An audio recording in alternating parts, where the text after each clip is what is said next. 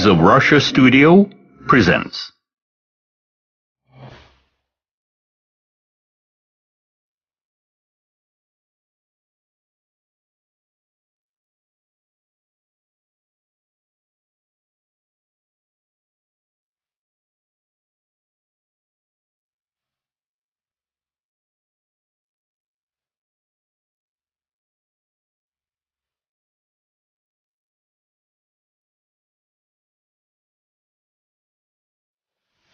Wings of Russia documentary.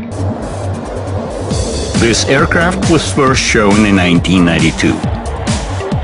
Thereafter, it was repeatedly demonstrated at various air shows. The armament arsenal was impressive. High-precision guided rockets and bombs capable of hitting targets in the air, on the ground, and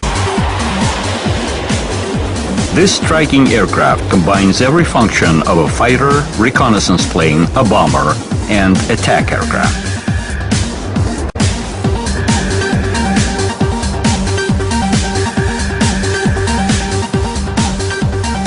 The route from inert attack aircraft of the mid-20s to this wonder weapon of the end of the century was not easy.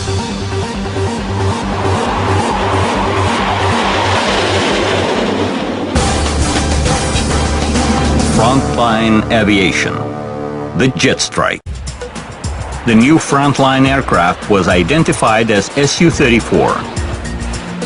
Scientific achievements in aerodynamics allowed not to implement variable sweep wing on this aircraft. For better aerodynamic characteristics, it was equipped with additional front canard surfaces. This provided the aircraft with stability at all speeds and altitudes, in particular on critically low altitude.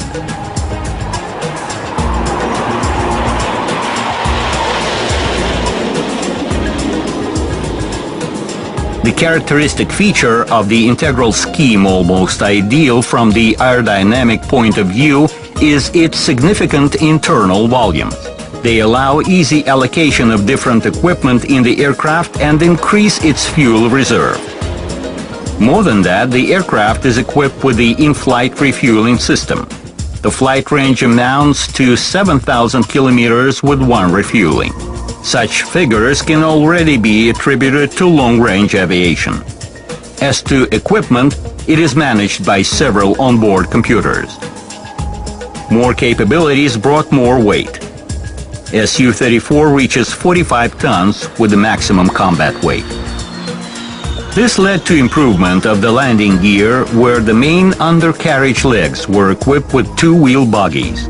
The cabin entry is unusual. It is located in the niche of the nose gear. The cabin itself is interesting. It is spacious, comfortable, with perfect visibility.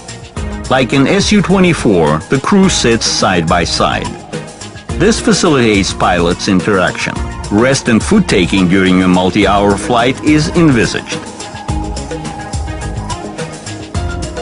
Su-34 armament is impressive. Various missiles and bombs to destroy ground and sea targets.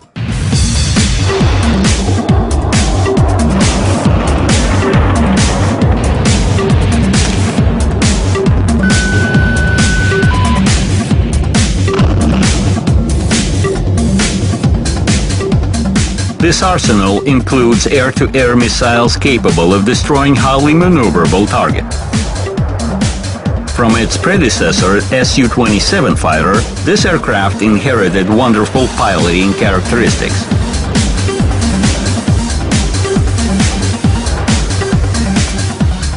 If before the term fighter in the name of a striking aircraft was more a tradition rather than reality, now it was indeed a fighter-bomber. By the beginning of the 90s, when the aircraft was ready, Air Force already experienced difficulties in buying these machines. Promotion efforts brought some results. A decision to put it in production was taken. It was started in Novosibirsk. Simultaneously, all one-engine attack aircraft were decommissioned irrespective of their resource. MiG-27 and Su-17 were announced unreliable and were sent in custody. The way for Su-34 seemed to be clear. The Air Force could not remain without these striking aircraft. But those were the cloudy 90s.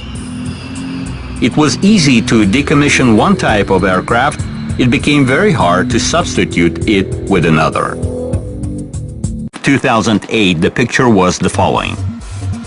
The most mass frontline aircraft in the Air Force of Russia today is Su-24. Gigantic capabilities of Su-24 designed in the heat of the Cold War have been optimized for the deep penetrations into the enemy's rear and are somewhat excessive for the battlefield. MiG-29 and Su-27 fighters can also attack ground forces, but they do this not as efficient as the specialized aircraft. The multipurpose Su-34 is so far in plans. Several aircraft have been given to the Lipetsk Training Center. Other machines have been thoroughly tested in the Air Force State Test Center. There, in mid-90s, Su-39 underwent tests. This aircraft is an all-weather modification of the Su-25 attack aircraft. Su-25 itself, a viable, unpretentious, well-armed, remains the main aircraft of direct ground forces support.